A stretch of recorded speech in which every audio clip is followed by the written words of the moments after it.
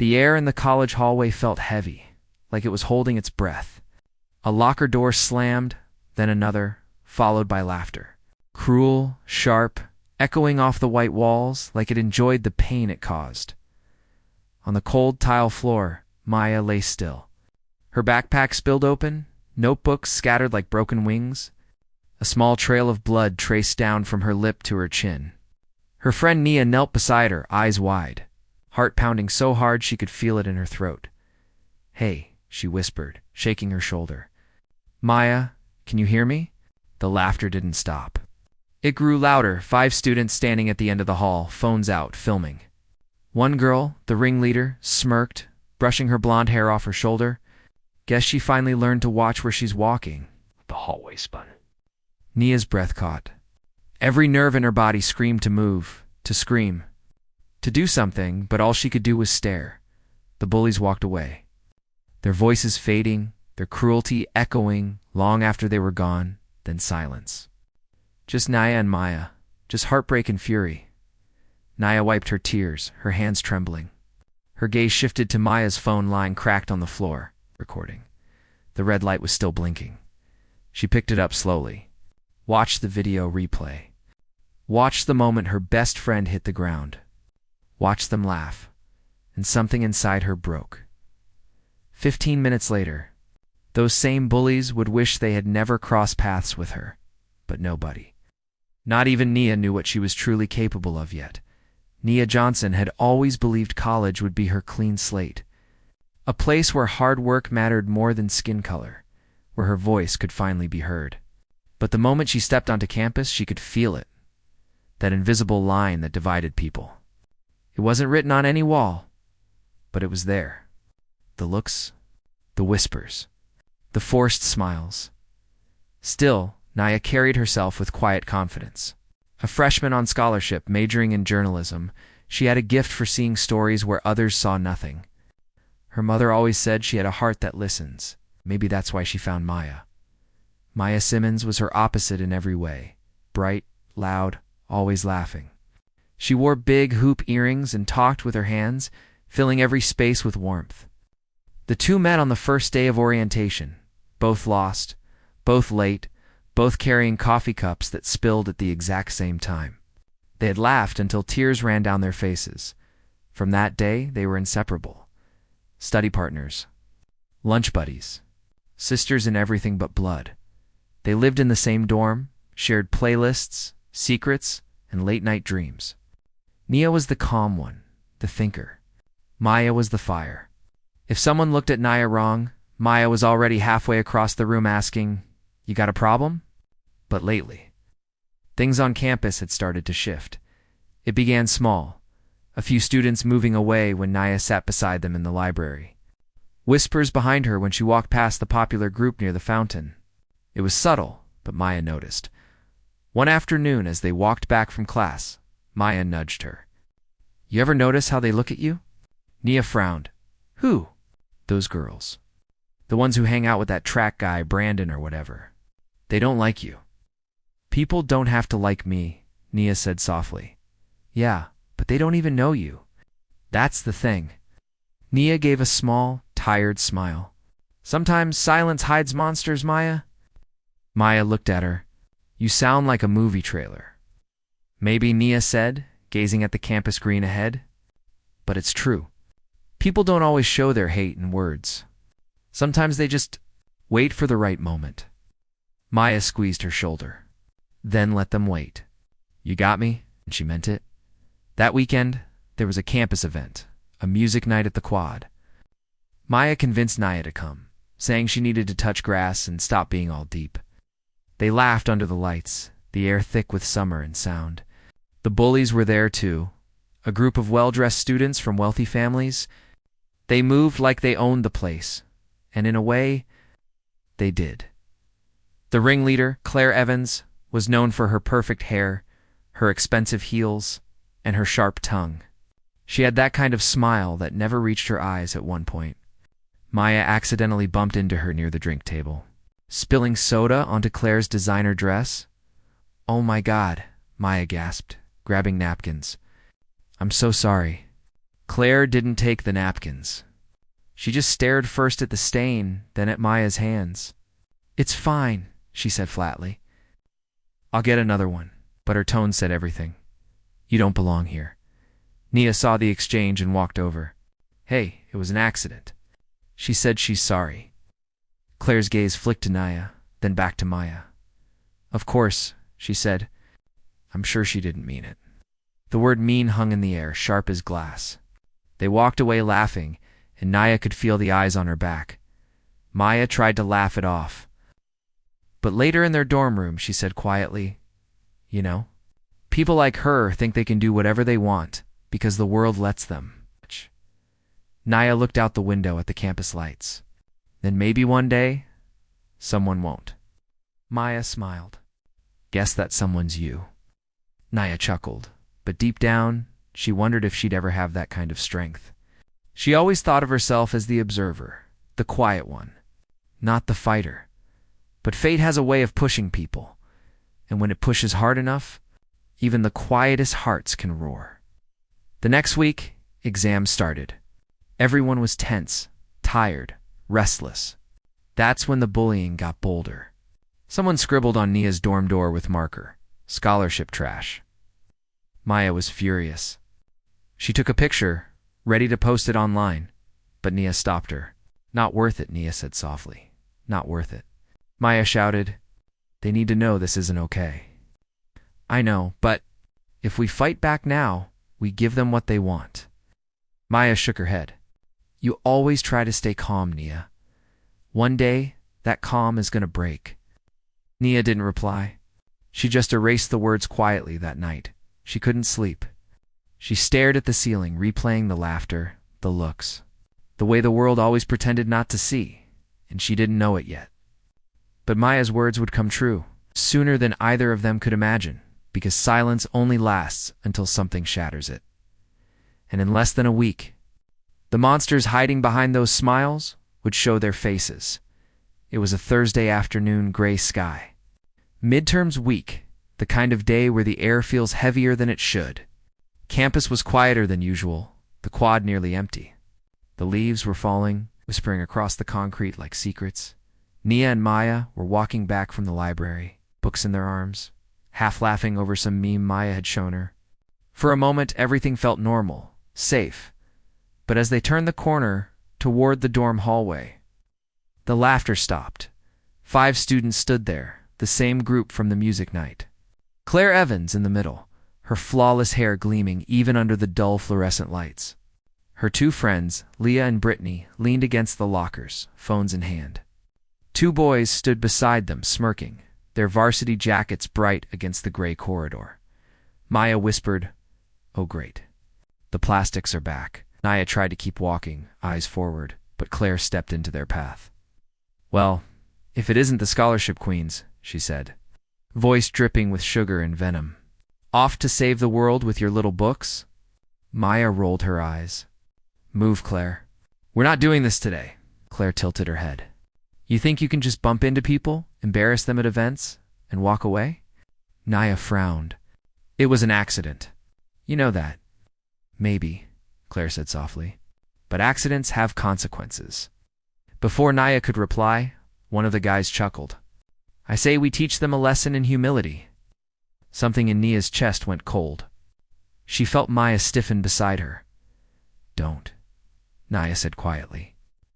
"Just walk away." But Maya had never been the type to walk away. She dropped her bag to the floor. "You want a lesson? Here's one: respect people who've done nothing to you." The hallway fell silent for a heartbeat. Then Claire smirked. "Oh, sweetie, you really shouldn't talk back." Before Maya could react, one of the boys shoved her shoulder hard. She stumbled but caught herself. The other one laughed, filming it on his phone. "Stop it," Nia shouted, stepping forward. "What's wrong with you people?" Claire's eyes lit with that twisted delight only bullies have when they know. They found a reaction. "You think you're better than us," she hissed. "You and your little diversity pass." Maya's jaw clenched. "Say that again?" Claire did louder this time, so the echo filled the hall. "Diversity pass." Something snapped in Maya. She took a step forward, fists balled, but before she could say another word, the boy behind her shoved her again, harder. Her back hit the locker. The sound was sharp, metal against bone.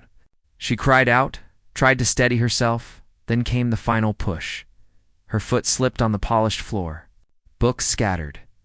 Her head hit the ground with a sickening thud. The hallway went silent. For a second, nobody moved. Even the laughter caught in their throats. Then Claire's voice, low and mocking. Guess she finally learned to stay in her lane. Nia froze. She heard the laughter start again, distant, unreal, like a dream she couldn't wake from. She saw Maya's hand twitch once, then go still. Her throat closed. She couldn't breathe, couldn't think. Her friend was lying on the floor motionless. The people who did it were laughing. Her heart pounded in her ears louder than their voices. Help her. She screamed, but they only stepped back, smirking. Relax, one of them said. She's fine. Just being dramatic. Call an ambulance. Nia shouted again, voice cracking, but none of them moved. Instead, the boy with the phone lifted it higher. Already got it all on video, he smiled. Might even go viral. That's when Nia realized they weren't just cruel. They were proud. She dropped to her knees beside Maya, trembling. Hey, can you hear me? No response. Only shallow breathing. Nia brushed hair from her friend's face, tears spilling now. Please, Maya. Please wake up. Behind her, Claire muttered, Come on, this is boring, and turned to leave. Nia's head snapped up. Her voice came out like a whisper and a scream all at once. You're not leaving. Claire paused, but didn't turn around. Or what? Nia stared at her, eyes wide with rage and disbelief. But her body wouldn't move. Her legs felt like stone. Her mind like static. They walked away laughing. Phones out. No guilt. No fear, and then silence. Only Nia's shaking breath and Maya's faint groan. 15 minutes later, the paramedics arrived. Someone from another dorm had heard the scream and called it in. They took Maya away on a stretcher, oxygen mask pressed to her face. Nia tried to follow, but an officer stopped her. Are you hurt, ma'am? He asked. She shook her head. No, but she needs me. You can meet her at County General, the officer said gently. We need to ask you some questions first. Questions. So many questions. Names, descriptions. Who did this? Nia answered them all, but the officer's eyes told her what she already feared. Nothing would happen. They're from good families. Someone whispered behind her later. The school doesn't want trouble. By evening, the video was already circulating. A shaky clip titled Campus Drama. Girl trips. Goes wild. Comments flooded in, laughing emojis. Jokes. Even racial slurs. And just like that, the truth was buried beneath mockery. Nia watched it over and over, her hands trembling. She could see the exact moment Maya's body hit the ground. The sound echoed in her ears like thunder. Her dorm felt smaller, colder, the walls closing in. She sat there for hours. The glow of the phone screen the only light. Her roommate knocked once, then gave up. Messages poured in, classmates pretending to check in, some asking if it was real. No one asked how she felt. At 11:47 p.m., her phone buzzed again, a text from an unknown number. Should have stayed quiet. You people never learn. She stared at it for a long time. Then another one came. Better hope your friend wakes up.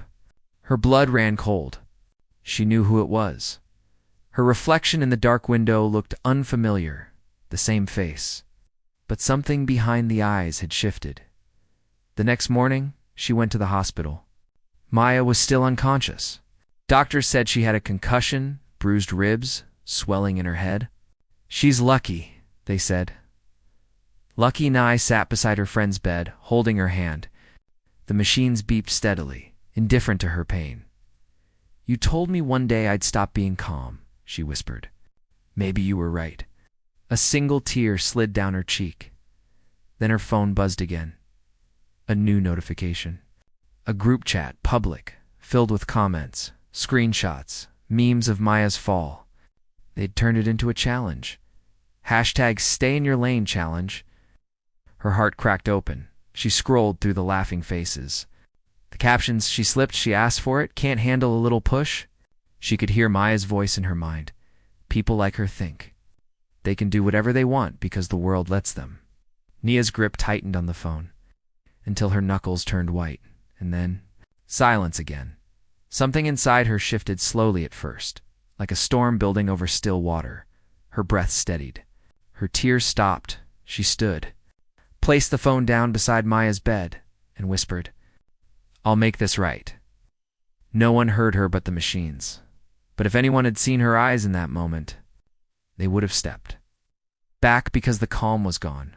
What remained was colder, sharper, focused. She walked out of the hospital, the sky heavy and gray again.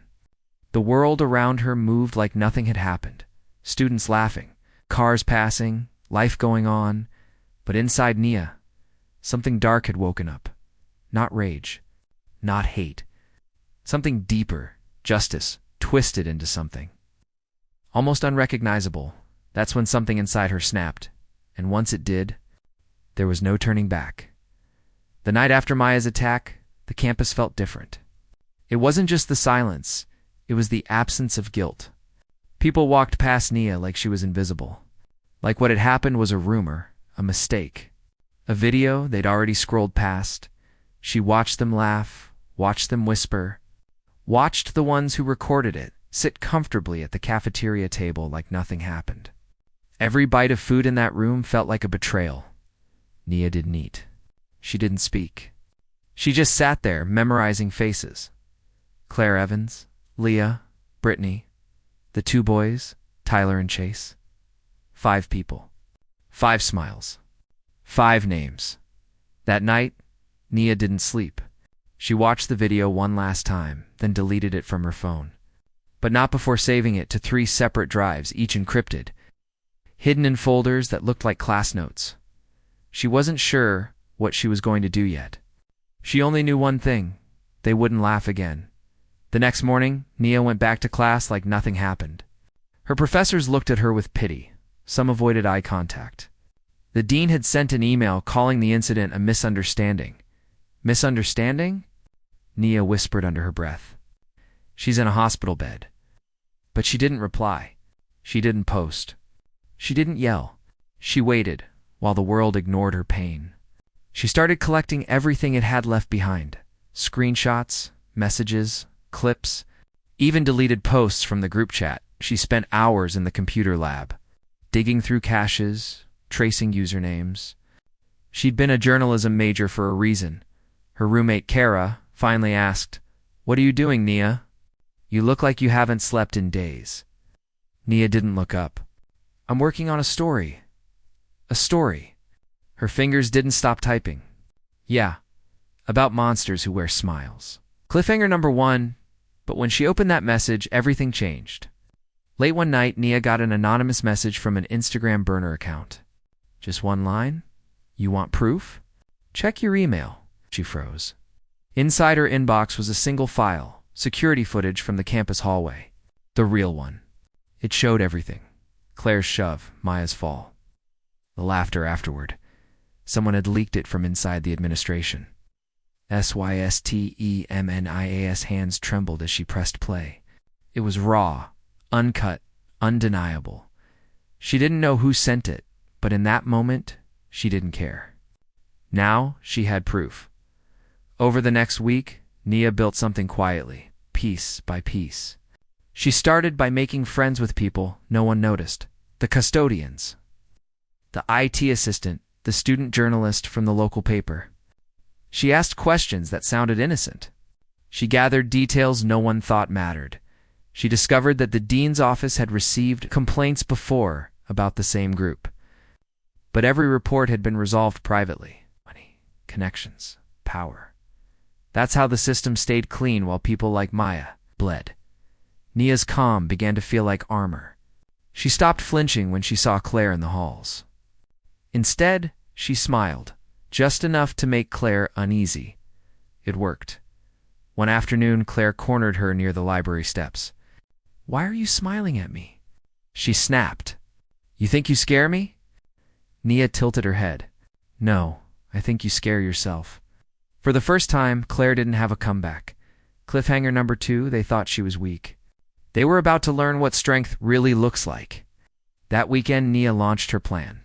She created a new Instagram page at the campus Mirror.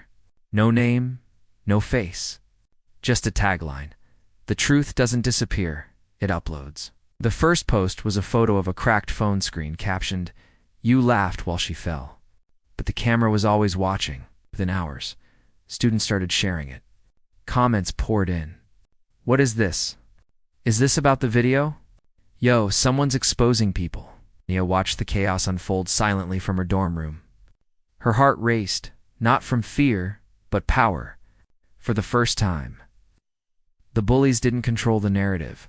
The second post dropped at midnight, a still frame from the leaked security footage. No names. No tags. Just one line. 5 smiles. Right. 1 fall. 15 minutes later, justice begins. By morning, the campus was on fire.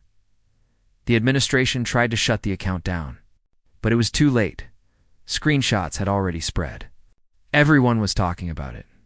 Professors, local news outlets, even alumni. Claire's group panicked. They posted a denial video, crying fake tears, claiming it was edited, taken out of context.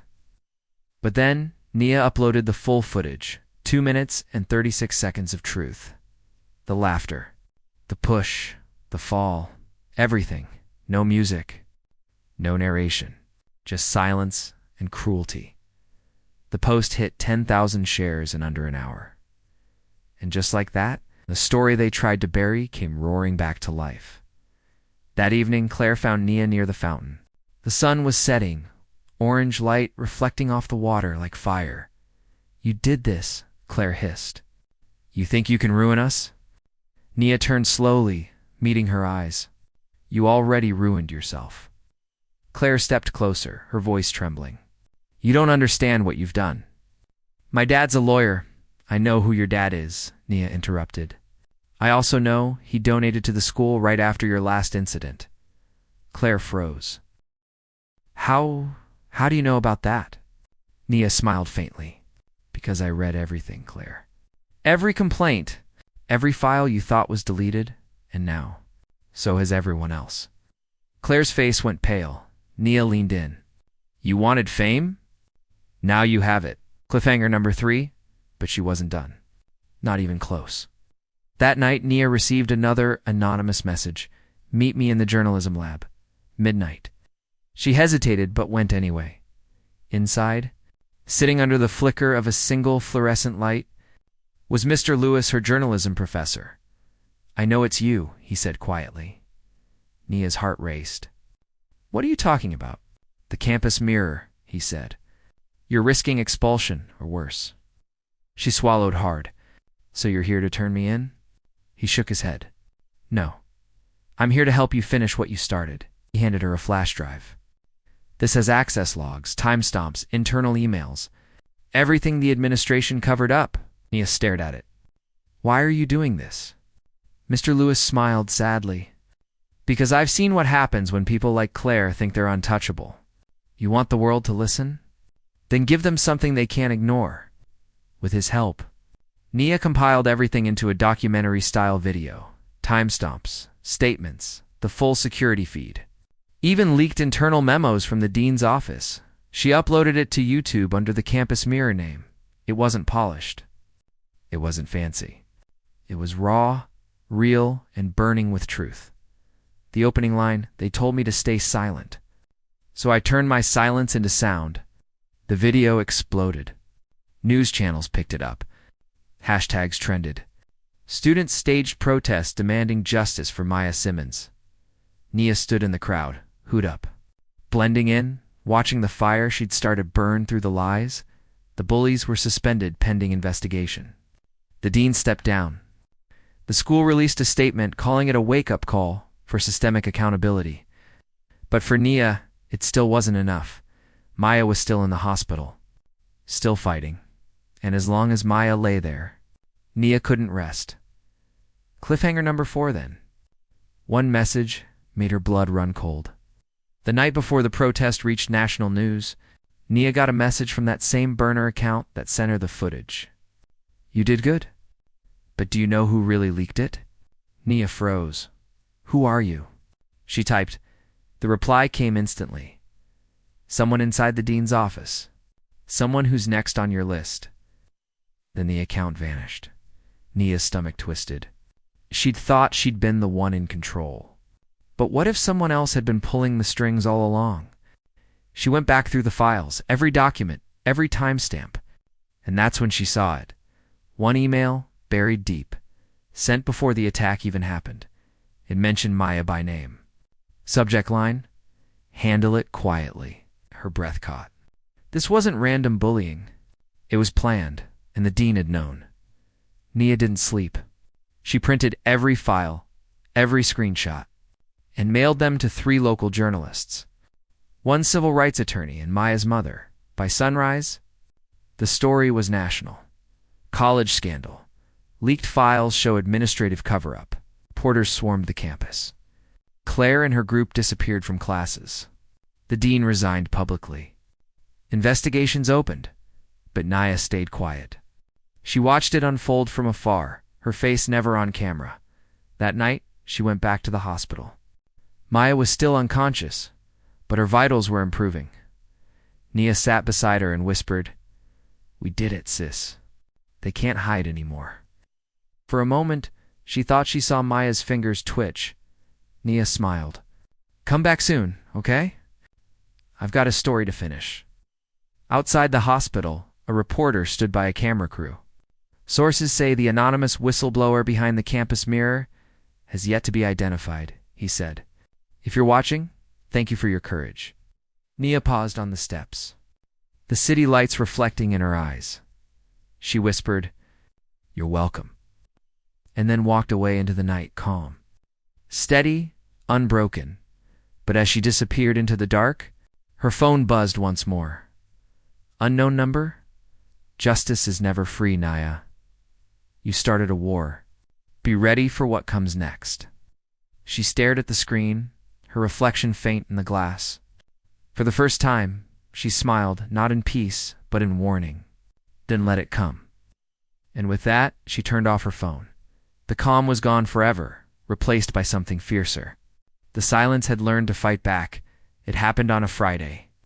1 week after the campus mirror broke the internet, the campus was unrecognizable. News vans lined the front gate. Students gathered on the green with signs reading, "Justice for Maya," and "We stand with Nia." Reporters crowded every corner. Cameras pointed at the administration building. The world that once ignored them was finally watching. But Nia wasn't in the crowd. She stood in the journalism lab, the same place where the story had begun, who'd pulled over her head, eyes fixed on the monitor. On the screen, a live broadcast from Channel 9 showed Claire Evans walking toward the press conference stage. Her face was pale, her perfect hair slightly frizzed. Her father, a lawyer, stood beside her, guiding her toward the microphone. Behind them sat the dean, expression unreadable. Nia's stomach tightened.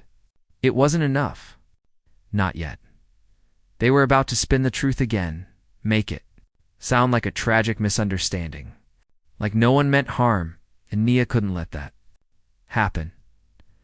Not while Maya was still lying in a hospital bed. Cameras flashed. The crowd murmured. Claire adjusted the mic, voice shaking just enough to sound rehearsed. "I just want to say, I never intended for anyone to get hurt," she began. "We were all under stress that day and things got out of hand." The large screen behind her flickered. Static then. Silence, and then video, the footage from the hallway. The real one. The same one Nia had leaked online, but this time with added voice recordings, messages, timestamps that no one had seen yet.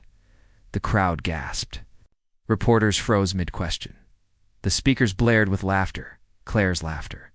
Then the shove. Then Maya's fall. On screen, the bullies' faces were crystal clear, Claire's hand over her mouth. Leah's smirk. The boys cheering in the background. The sound echoed across the campus. Square every lie they'd told was unraveling in real time. In the journalism lab, Nia stood motionless. Her finger hovered over the keyboard. The live stream she'd secretly patched into the campus network was broadcasting her final upload. She had titled it, "The Last 15 Minutes." It didn't just show the attack. It showed what came after. The hospital footage. The cover-up emails. The dean's private message to Claire's father. "We'll keep this contained. No disciplinary action until the semester ends." The screen split into two. Claire's trembling face on one side. The evidence on the other. Every secret, every lie. Every name exposed. Gasps turned into shouts. Students began chanting Maya's name. Journalists shouted questions over one another. Did the dean authorize this cover-up? Claire, is that your voice on the recording? Is it true the victim is still hospitalized? Claire stumbled back, eyes wide. Turn it off. She screamed, turn IT off. But the mic was still live. Her panic broadcast across every major network. Nia watched from the lab. Her reflection faint in the monitor glow. For the first time, the power was reversed. The bullies couldn't hide behind money or apologies. The dean couldn't hide behind policies. And the world, for once, couldn't look away. Claire pushed through the reporters, desperate to find the source of the leak. Security rushed around, shouting into earpieces. But the feed wouldn't stop. Everywhere she looked, screens played the same footage. The hallway, the shove, the fall. It was everywhere now. On phones, TVs, projectors. She couldn't run from it. She dropped to her knees, hands in her hair. "It wasn't supposed to go this far," she whispered. It was just a joke. But nobody listened. The same crowd that once admired her now watched with disgust. And somewhere in the noise, someone started clapping. It spread, echoing through the campus square like thunder. Slow, cold, relentless. Clap, clap, clap. Each. One a verdict. As police escorted Claire and her friends off stage, a reporter shouted, "Who's behind the campus mirror?" No one answered. But across the quad, a figure stepped out from the journalism building, hood up. Backpack slung over her shoulder. No. Her steps were slow, deliberate. She walked through the crowd, eyes calm, unflinching. People turned. Phones lifted. Whispers rippled through the sea of faces. "That's her. It's the girl from the video. She's the one who exposed them." Eh? By the time Nia reached the front, the cameras had already found her. She stopped at the base of the stage. Claire's father shouted, "Don't say a word." "Nia, you have no idea what your Nia looked up." Voice steady, quiet, but strong enough to cut through the chaos. "You wanted attention?" she said. "Now the whole world's watching." The crowd erupted. The dean's face went pale. The police officer nearby looked at Nia, unsure whether to stop her or protect her. Nia climbed the stage steps slowly. The mic was still on.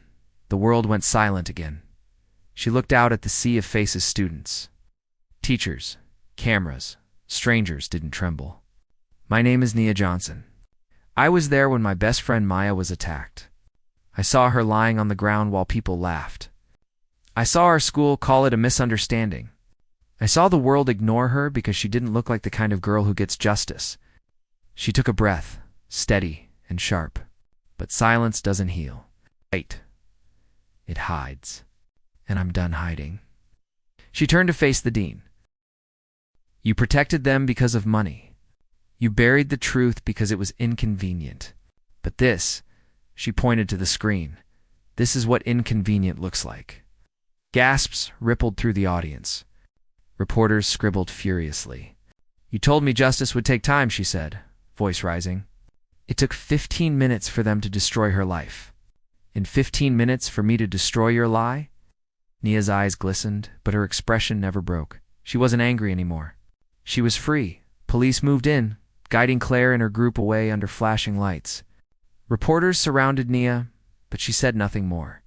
She stepped down from the stage, the noise fading behind her. Students reached out as she passed, not to stop her, but to touch her arm, whisper thank yous. Small nods of respect. When she reached the edge of campus, she looked back once. The banners that once displayed the school's motto, excellence and honor, now hung torn. Half-dash fallen. It wasn't victory. It was exposure. Raw and painful, but it was truth. Hours later, Nia stood outside the hospital again. She entered Maya's room quietly. The lights were low. Machines beeped steadily. She took her friend's hand and whispered, "It's over." For a long moment, nothing happened. Then faintly, Maya's fingers moved. Nia froze. Maya. Her friend's eyelids fluttered open, just enough to reveal a glimpse of brown. Her lips parted, dry and cracked. "You did it?" Nia smiled through tears. "We did it." Maya squeezed her hand weakly. "You fought back." Nia nodded. For both of us, they sat there in silence. The weight of everything slowly easing outside. The sound of distant chanting still echoed, students still calling for justice, still refusing to let the story fade. Maya whispered, barely audible, "Don't stop, okay?" Nia smiled softly. "Never again." The closing image of the climax as dawn broke over the city. The first sunlight touched the hospital window. Nia looked out the sky, painted gold, soft and quiet. Her phone buzzed on the table. A message from an unknown number. "You changed everything. But justice isn't finished yet." She stared at it for a long time, then turned the phone off and looked at Maya again. "Maybe not," she said softly. "But for today, we won." The screen faded to black. The sound of the crowd chanting echoed one last time. No more silence. No more fear. And as the final echo faded, the camera focused on one last image, Maya's hand gripping. Nia's strong, alive, unbreakable. The next few days blurred together like pieces of a dream, too bright, too loud, too much. The campus that once felt cold and distant now buzzed with energy. Posters covered every wall. Students who used to walk past Nia without a glance now stopped to thank her. Journalists swarmed the gates. The phrase "justice for Maya" trended for 4 days straight. For the first time, silence had broken, but what came after wasn't peace. It was the sound of rebuilding. The university board released a statement within 48 hours. The administration is appalled by the recent revelations. An internal investigation has been launched, and those responsible will face immediate disciplinary and legal consequences. It sounded official, polished, but everyone knew it was damage control. Still, the consequences were real. Claire Evans and her group were expelled pending trial. The dean was suspended indefinitely. Investigators uncovered years of complaints buried under administrative oversight. Students came forward with stories, small, cruel moments they'd stayed silent about until now. It was as if one act of courage had cracked open the entire institution. But justice came slowly, unevenly, like light through broken glass. Maya's condition improved, little by little. She could sit up now, speak more clearly, smile again, though her voice was soft. Fragile, like she was still finding her way back to herself. The first time she watched the video, she cried, not because of what happened, but because she saw Nia's face on that stage. "You did all that for me?" she asked. Nia smiled gently. "For you? For us?" Maya squeezed her hand. "You didn't just fight back. You made them see me." "Really see me?" They sat in silence after that, both crying quietly, not from pain, but from relief. For the first time since the attack, Maya didn't feel invisible. Classes resumed 2 weeks later under heavy media attention. Professors who once ignored racist behavior started calling it out in real time. The university formed a student justice committee, and for the first time, Black and minority students had real representation in policy discussions. It wasn't perfect, nothing ever was, but it was change. Still, not everyone was happy. Some students whispered that Nia had gone too far. Others said she should have handled it privately, but Nia didn't care anymore. She had learned that truth always divides before it heals, and that's okay. Healing is supposed to hurt. Late one night, Nia returned to the quad. The stage from the press conference was gone. The grass still trampled. The air quiet again. She sat on the same bench where she and Maya had once laughed about touching grass. Her camera hung around her neck, the same one she'd used to film her first journalism project. She turned it on, pressed record, and began to speak softly to herself. They say journalism is about truth, but truth isn't clean. It's messy. It bleeds. It costs something. And sometimes, it costs everything. She paused, breathing in the night air. I thought revenge would feel like victory, but it doesn't. It feels like gravity, heavy, endless. Because no matter how much justice you get, you can't undo what's already been done. Her voice trembled, but she didn't stop. Still, I'd do it again. Because the moment I stopped being silent, I became someone my younger self could be proud of. She turned off the camera, tears slipping down her cheeks. That footage would never make it online. It wasn't for anyone else. It was for her. A week later, Nia was called to the dean's office, or rather, the new dean's office, Dr. Elaine Parker. A black woman in her 50s with calm eyes and quiet authority had been appointed interim head. She stood as Nia entered, offering a small smile. "Nia Johnson," she said warmly, "you've caused quite a storm." Nia hesitated. "I didn't mean to." Dr. Parker raised a hand. "Don't apologize. This school needed shaking. You didn't just expose injustice, you exposed fear." She gestured for Nia to sit. "I watched your speech at the press conference," Dr. Parker continued. "It reminded me why I became an educator. You made people uncomfortable, that's what truth does. And for that, you have my respect." Nia blinked back tears. "Thank you. There's something else," Dr. Parker said. "The board approved a new initiative in Maya's name, the Maya Simmons Foundation for Student Equity. It'll fund scholarships for underrepresented students, support victims of campus discrimination, and I'd like you to lead its first media campaign." Nia's heart stopped. "Me," Dr. Parker smiled. "Who better?"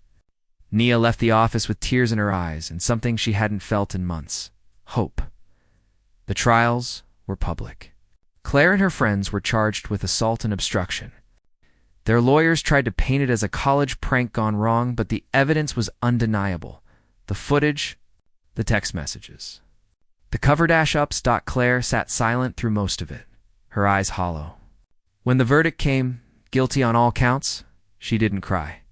She just looked down at her hands, as if seeing the weight of them for the first time. Nia watched from the back of the courtroom, feeling no joy, no triumph, just closure, because this wasn't about punishment. It was about truth finally having a voice. A few days after the trial, Nia received an envelope with no return address. Inside was a short handwritten note. "People like you make the world better. Don't stop telling stories that matter." Attached was a small photo of Maya smiling. Taken by a nurse the day after she woke up, no signature. But Nia didn't need one. She knew it was from one of the reporters who had followed the case. Maybe someone who saw in Nia what journalism is supposed to be. She pinned the photo above her desk. It reminded her that even broken stories can end in light. Spring came again. The campus looked different.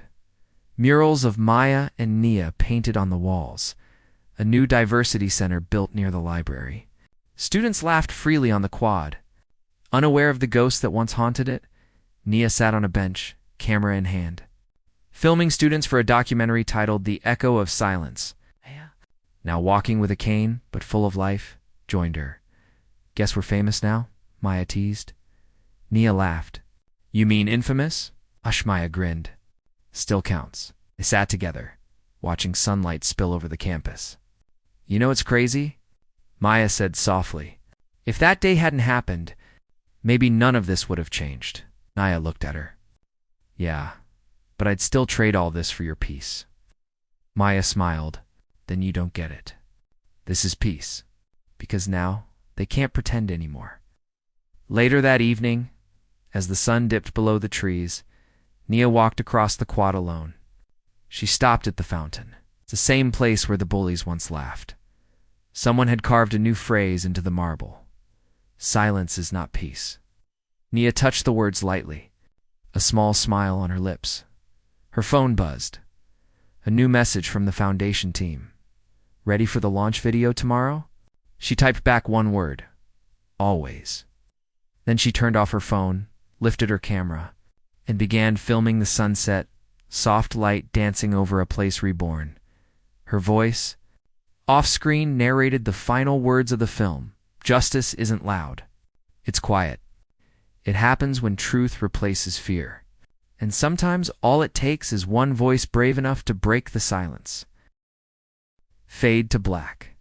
The sound of laughter echoes, not cruel this time, but free. There are moments in life that split you in two. The person you were before, and the person you become after. For Nia Johnson. That moment came on a cold hallway floor when she saw her best friend's body still and silent. And for a while, she thought silence was all she'd ever have left. But silence can change shape. When you let it, it can turn into something louder than any scream. It can become truth. It can become justice. Cut to Nia, walking across campus. The fountain glowing under the evening light. They called her the girl who fought back. But fighting back isn't always about fists, or rage, or revenge. Sometimes it's about standing still and refusing to disappear. Sometimes it's about speaking when no one wants to listen and when one voice refuses to break. The whole world eventually has to stop and hear it. Montage. Murals of Maya's face. Students laughing freely, professors listening. Real change unfolding. A year later, the school felt different. Not perfect. Never perfect. But different.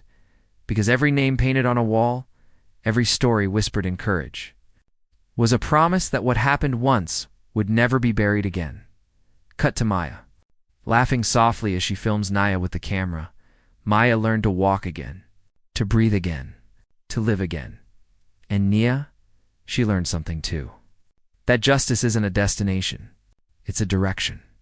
And that sometimes the most powerful stories aren't the ones we tell about others, but the ones we dare to tell about ourselves. The screen shows Nia sitting by the window, typing the final words of her article. They said silence protects you, but silence only protects the powerful. And when truth becomes dangerous, that's when you know it matters. She hits publish. The camera pans to the glow of the city outside her window. It's strange, isn't it? How pain can plant seeds in the soil of your soul, and somehow, from that soil, something beautiful grows. Nia didn't plan to become a symbol. She didn't want to lead a movement. She just wanted the world to see what she saw, a girl who didn't deserve to be forgotten. But that's the thing about truth. Once it's seen, it can't be unseen. Soft strings build as we fade to black and then back in. Nia speaking at a high school assembly. Years later, Nia Vo from the stage. I used to think silence was safety. But safety built on silence is just another kind of cage. So, if you ever see something wrong, speak. Even if your voice shakes. Even if no one listens. Because one day, someone will. The audience of young students watches her eyes bright. Moved. Cut back to Nia's narration. In a world that still tries to break the quiet ones first. Sometimes it's the quiet ones who hit back hardest. Because courage doesn't always roar. Sometimes it whispers. And sometimes it writes. We return to the fountain again, full circle. The camera focuses on the carving. Silence is not peace. Nia walks up, tracing her fingers over the stone letters. Her reflection ripples in the water. She smiles and we hear Maya's voice soft. Echoing like wind, Maya V. Oh, you did it. Nia, you made them see. Nia closes her eyes, Nia softly. No, we did. The camera pans upward from Nia's face to the sunrise over the campus. Golden light washes everything clean. Some stories end in silence, some in justice, and some in both. Because justice doesn't erase pain. It gives it purpose. And every time someone stands up, speaks out, and refuses to fade, a new story begins. For every voice that was told, it didn't matter. This story is for you. Speak even when it shakes the world.